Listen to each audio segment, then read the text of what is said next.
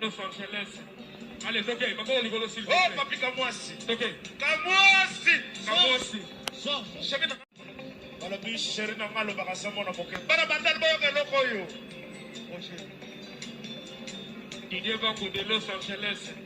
Allez, toquez, maintenant on s'il vous plaît. Oh, papi, Kamwasi. Toquez. Kamwasi. Kamwasi. Chéri na nga alobaka sa mwana.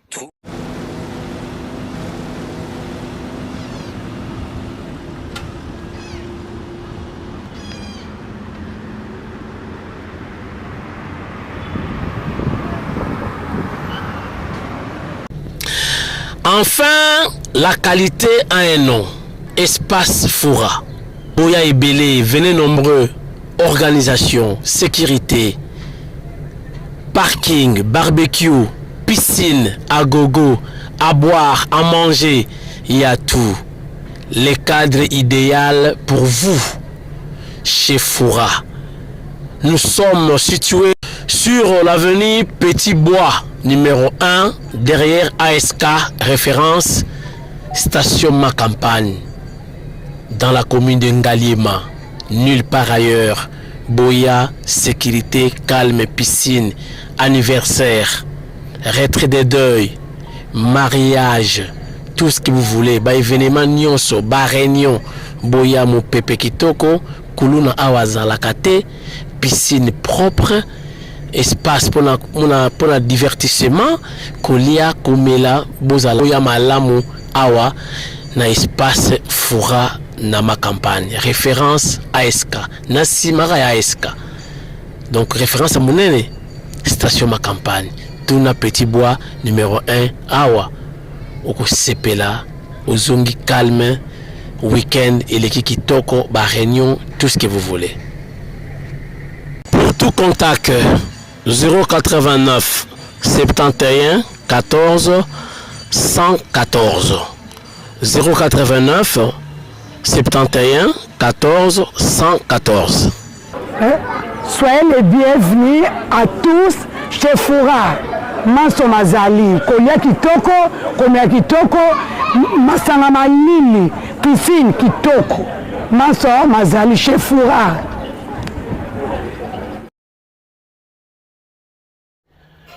C'est confirmé. C'est confirmé. C'est confirmé. Hey! Maman Nangaye, c'est confirmé. Tata Oyo a changé té. Tata Oyo a changé té. Bon, qu'il a une décision. Bon, qu'il a une décision. À l'époque, il y a PPRD. Makamosa Yango. Mais à l'époque, il y a PPRD. Baïbisa qui a démissionné dans l'Assemblée nationale. Eh, Bolimbisa, la personne non botété, hein. Bozo ma vimpi na bino, qui est le colère, hein. Bon, Mounou Nitungol. Santé, Muzuri San. Nzamba sali grâce, tout l'amour qui vient. N'entend wa PPRD, Papa Oyo, on a qui peut dans l'Assemblée nationale. Président. Alobi, oh, Kabila a invité qui armée rwandaise dans la République démocratique du Congo sans pourtant avoir l'autorisation ou l'aval ou sans passer par l'Assemblée nationale. Donc, avec la relation, il y a président Kabila na Rwanda ou relation na armée rwandaise ou relation Kagame na Kabila. Abeta biloko en direct na Assemblée nationale, oyo ba poussa qui est na démission. Mais à ça dire la même chose. ngana kochaka la vidéo bino sikoyo lokola na époque ya Kabila baebisa ki a démissionné sikoyo bokosenga nini dans cette émission chers internautes. Rabbi ne change pas. Eza makamuna lobaki na émission ya lobby. Eza ko continuer. Fachi Béton Papa Tito a beti yo biloko. Atangi na bakombo. Ah bon? Donc ministre Guizaro ba cité yo. Ce qu'on a tout cité, ça la conférence de presse. Parce que les Tutsis ne sont pas des Congolais. Mokonzamba kalobaki Banyamulenge, oui. Banyamulenge, ba Congolais. Wana béton. Mais Batouti, non, quand même. Soyons sérieux. Mais comment Tata Oyo a confirmé n'a pas conseiller Moussous bango na bango.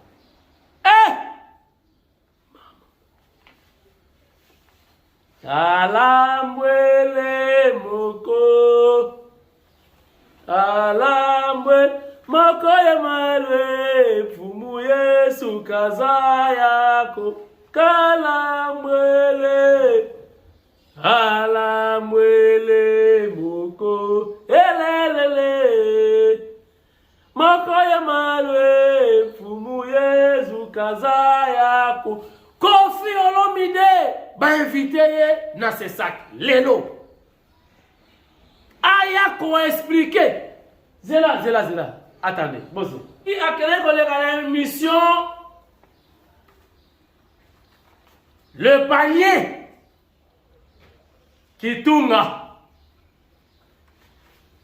oyo lormbo wayemba ki le panier circule encore. Les paniers. Mon paro a qui dans les paniers des co-journalistes à Bretel. Jessica Bassele déjà n'a pas dit que la couturier na ye tu peux vendre à Bretel mawa pour vendre à Bretel et diminuer pour suspendre. Ndeko Jessica Basele amoni mudakobengisa Kofi asalaka mayele atanga na poto. Naturellement il est intelligent. Parmi ba musiciens intello Azana Kat, il y a également Jules Kibens qui est académicien. Il y a également musicien Mokopebo, il y a Zala qui peut judo au catcher, moi ma tête. Il y a d'autres musiciens, Badarape Mayele, Vieux Jossard, Blaise Boula, ingénieur. Ils sont des musiciens, Batangi Kelasi, Baleki na banque de l'école, Baleki na université, Batangi. Jessica Basele. Ponanga, je dis bien Ponanga,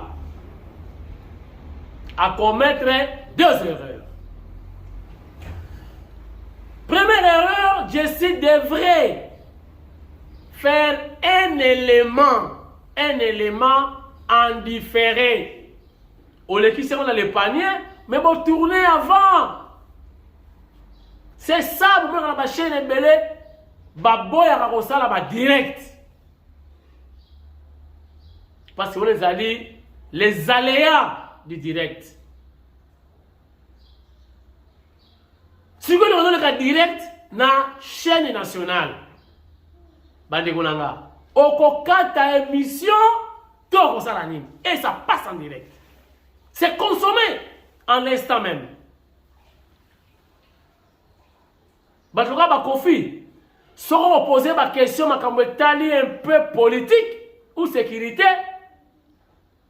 Salango en différé, vous tournez les lots, monter, bolekis. Au salango la faute direct. Au laki milamba ndenge moko, nanengo la taki hier. Au la faute direct. Professionnel yebi. Vous tournez avant et puis vous diffusez. Deuxième possibilité, Zalaki, il fallait éviter de poser la question relativement ou liée ou ayant trait dans la guerre. Pour aller dans quelle position il y a invité dans été.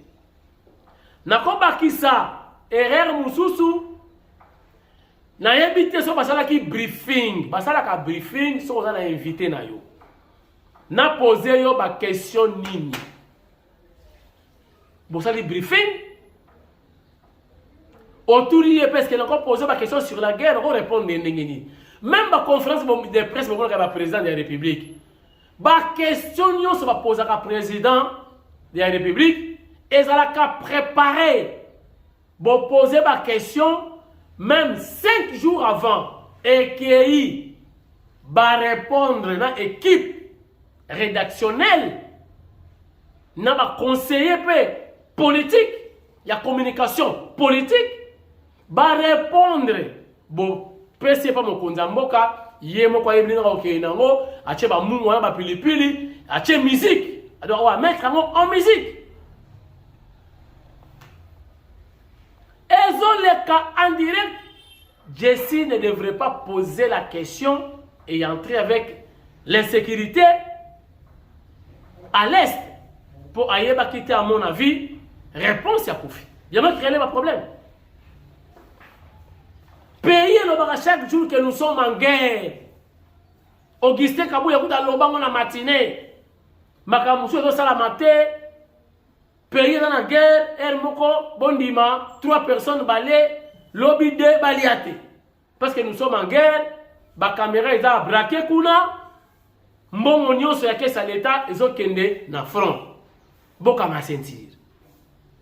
Maintenant, un artiste musicien pétri de talent qui a pignon sur eux, qui déclare qu'il n'y a pas la guerre. Quelle contradiction! Et maintenant, Babengi dans ce sac, l'élo, pour éclairer la lanterne. Pourquoi? Alors, maintenant, l'unité, bon, comme ça m'a grave, parce que Kofi, en étant très intelligent, pour nous peut servir le rôle à buzz. Pour rappeler notre ambition dans la politique. À ça, le bango, non? Donc, il a des ambitions. Il a utilisé l'armée numérique, la communication.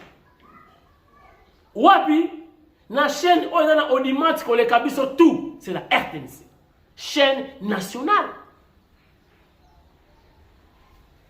Pendant que président, il y a Sénat, aux États-Unis, et pas Wapi, modératrice, je peux dire, rwandaise, Mouchikwabo, a eu parole. Et les Congolais bavandi, pays où dans la guerre, une Rwandaise prend la parole et vous êtes là, vous assistez. Pour la francophonie. Francophonie, on peut France, c'est ça, et l'autre côté, de lui qui participe dans la bilo Corona. Batandi, ba pays où ils sont en guerre, RDC, exact. Est-ce que francophonie n'a Kofi, balobi langue mon côté? Est-ce que vous avez mon côté? Est-ce que Kofi a tort, a raison? On a évité, bien commenter.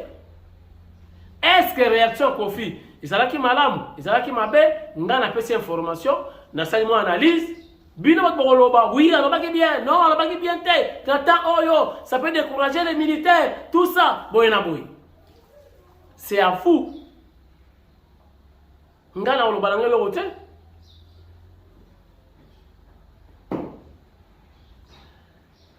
Sikoyo avant na kende na masolo.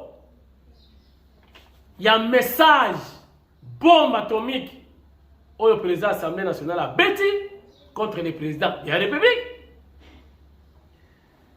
Je vous informe que déjà hier dans le Sénat, 309 articles adoptés aux alliés liés au règlement d'ordre intérieur du Sénat. 309 articles, c'était à l'issue d'une plénière.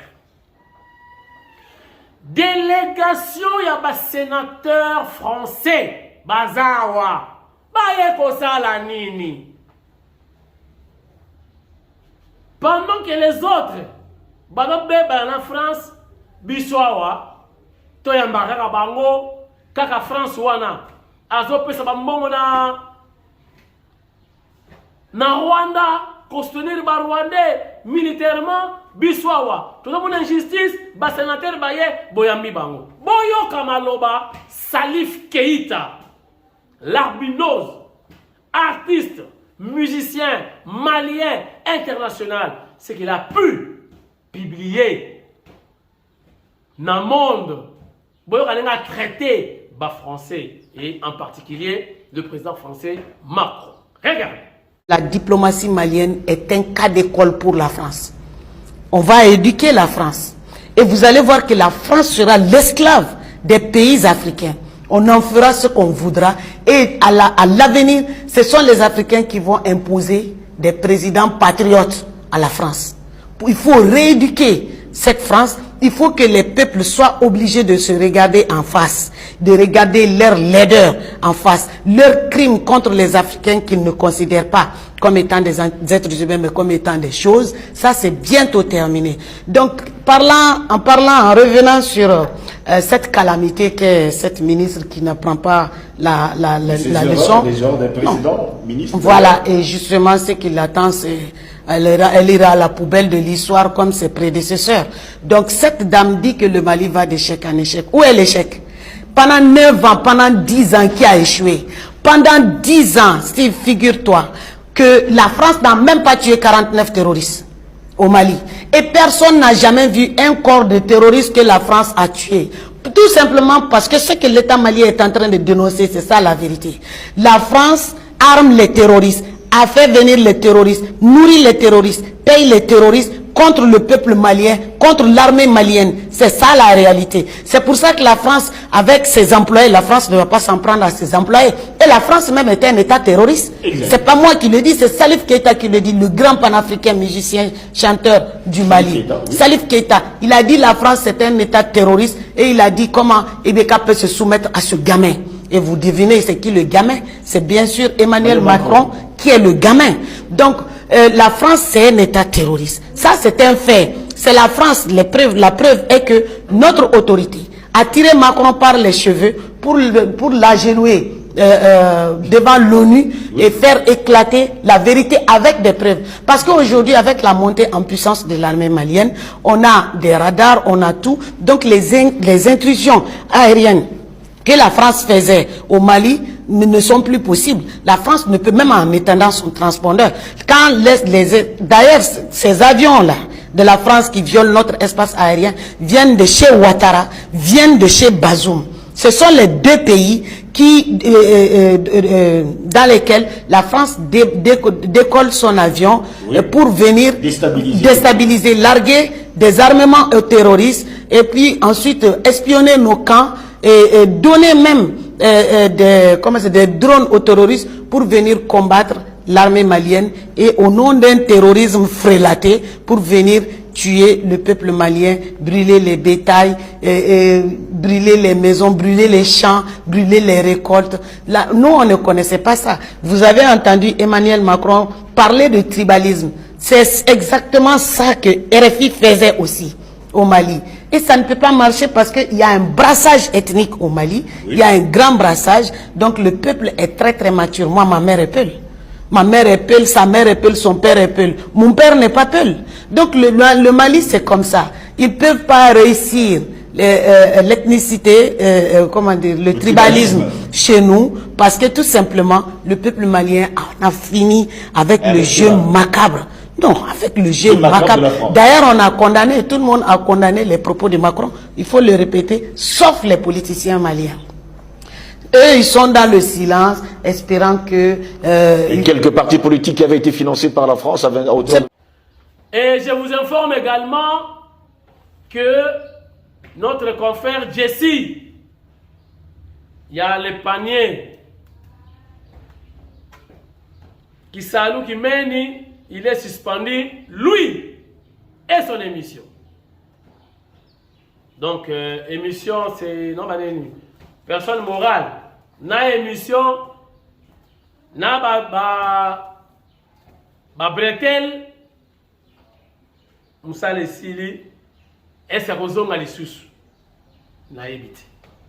Pour poster wana, keba, ceux qui va politiciens va récupérer, va sali analyse, va impact négatif la communication wana, parce que y a muta tuna qui invité là. Pour la guerre, au moins il faut coûter peu cher. Parce que les politiciens, dans la réaction, nous sommes voyés bangoté, cause à la peine de l'autre, cause à la lobby. Violation ya trêve. Makamanga yango ya guerre. Yango yo kaka. Violation ya trêve. États-Unis d'Amérique, c'est là qui moi trêve. Donc topé banane to bunda sima. Mais M23 a yo quitté pendant que biso yonga na biso bana malamu un pays hospitalier. Toda cause la trêve topé mananu bango ba attaquer. M23 ba poussani lisusu vers Masisi. Siko banani bato bundisa bango ele ba bana ya autodéfense populaire bana ya Masisi pe babani ko sala contre-attaque contre M23. Bamakambango ya moto zoloba. Tant qu'on fait Goloba, à l'obmabi. Trêve, biso to fani pina ya to beta moi gene to ana trêve. Pendant que de l'autre côté, bazoko bonga babeke kuna ba bandimaka, ba yuma na biso so to ya pendant que bango bazolala.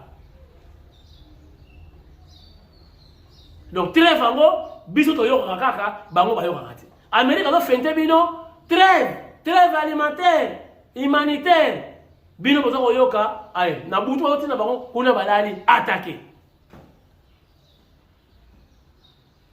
Alors société civile elle a dénoncé la violence, il y a trêve pendant que tout ça M23 a poussé. Bon, il y a une déclaration yango hein. Na dédié déclaration yo na bino nyonso. Bato mayele. Na lobi bien bato mayele na ba initié. Bon comprendre la quintessence, la profondeur ou la richesse des propos du président de l'Assemblée nationale.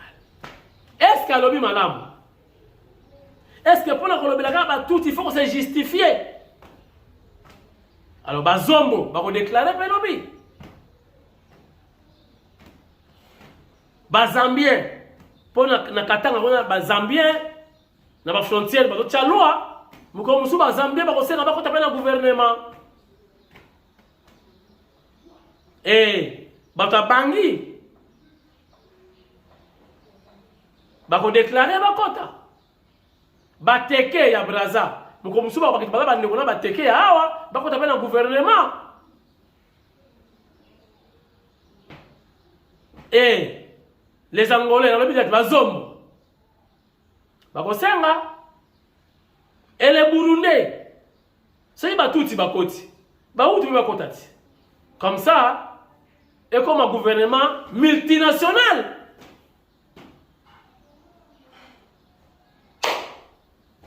Boyo kabino moko na dédié vidéo yo na batamayele lokola Régine Kapinga na Villevorde.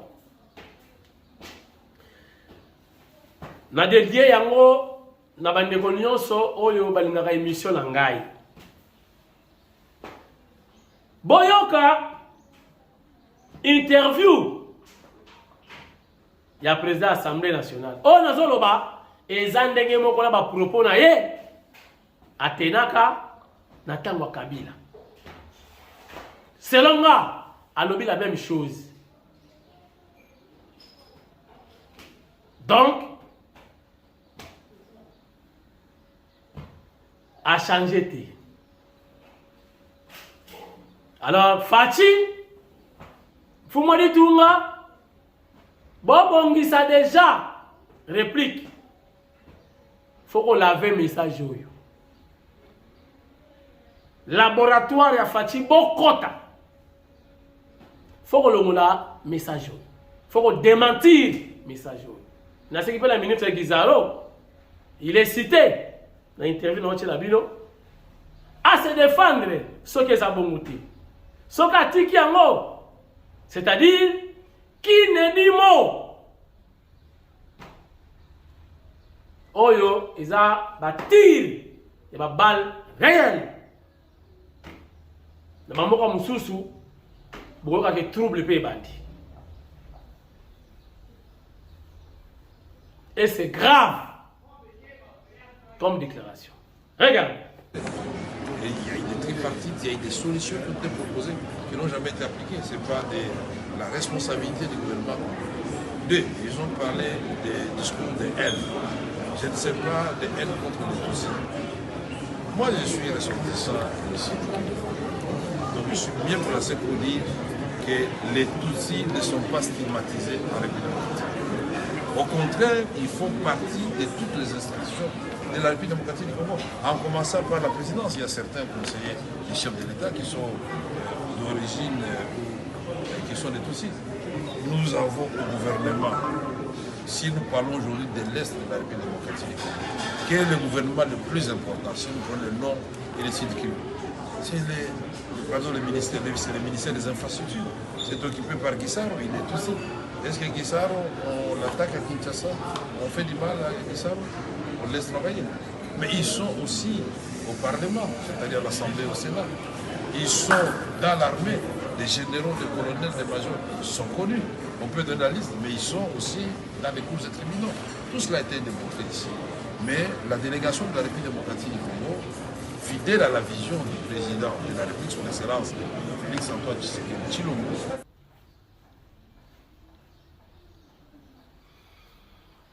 Bandeko bana banzambe, émission ya kamwasi esili lelo na tongo yo nzambe abatela biso tokutana lisusu na kosenga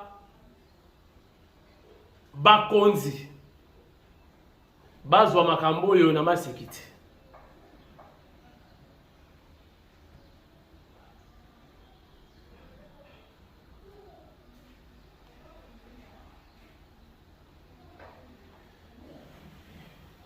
Kimia na IDPS, on senga kimia na IDPS.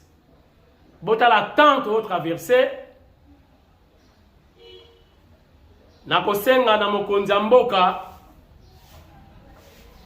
Yaza sous président IDPS pour comme chef de l'État, constitution ici. Mais possibilité ezali en tant que garant, il y a bon fonctionnement, il y a une institution.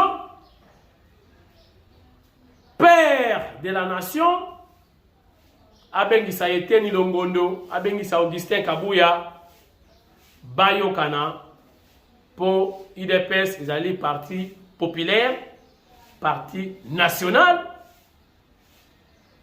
ils allaient patrimoine, pour Bayini, Bako côté la paix à partir de conflit. Naïm Sabino, Bakangi Barwande na Kabeya Kamwanga bauti Katanga babebeli na kabeya kamwanga projet eza nini baosambisa bango tokoyeba suite mikolo eza koya émission si général merci ya solo ezali photo bozomona ya kala meza na message monene nde yeyo mama Brigitte Mujinga Ilunga tozali koluka ye bana na ye baza na posa na ye soki oyebi ye ata na Katanga ata na Mbujimai Madame Brigitte Mujinga Ilunga benga biso na lombango na numéro oyo 0999 3 fois 38 74 49 ata na Mbujimai ata na Lubumbashi soki omoni mama oyo Brigitte Mujinga Ilunga benga biso mbangu yo penza okozala ya kopambwa mapasi paske babongisi déjà cagnotte to pe enveloppe pona kosenga yo toi sakidila wabuni to pe merci na musala osali lukela biso mama oyo mbangu Brigitte Mujinga Ilunga bana na ye baza na ye vraiment posa kobosa na te benga na numéro oyo na pesi benga mbangu mbangu